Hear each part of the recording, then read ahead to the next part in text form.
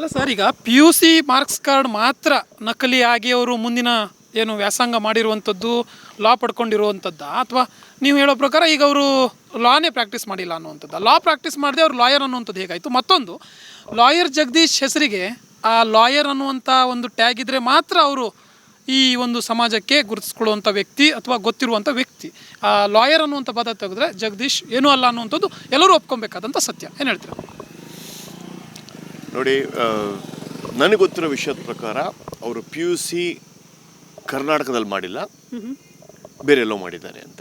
Okay, ಎಲ್ಲಿ ಮಾಡಿಲ್ಲ ಅದು ನಕಲಿ, ಅದು ಮುಂದಿನ ದಿನ ಹೇಳ್ತೀವಿ. ಲಾ ಹುಬ್ಳಿಯಲ್ಲಿ ಮಾಡಿದ್ದಾರೆ ಅಂತ, ಅದನ್ನು ಅವರು ಕರ್ನಾಟಕದ ಬಾರ್ ಕೌನ್ಸಿಲಲ್ಲಿ ರಿಜಿಸ್ಟರ್ ಮಾಡಬೇಕಾಗಿತ್ತು, ಮಾಡಿಲ್ಲ. ಡೆಲ್ಲಿಯ ಬಾರ್ ಕೌನ್ಸಿಲಲ್ಲಿ ಮಾಡಿದ್ದಾರೆ. ಡೆಲ್ಲಿಯ ಬಾರ್ ಕೌನ್ಸಿಲಲ್ಲಿ ಅವರ ಹುಬ್ಳಿ ಸರ್ಟಿಫಿಕೇಟ್ ಮಾನ್ಯತೆ ಪಡೆದಿದೆ, ಆದರೆ second P U C certificate ಮಾನ್ಯತೆ ಪಡೆದಿರೋದ್ರಿಂದ ಅವರ ಬಾರ್ ಕೌನ್ಸಿಲ್ ರಿಜಿಸ್ಟ್ರೇಷನನ್ನು ರದ್ದು ಮಾಡಿದ್ದಾರೆ.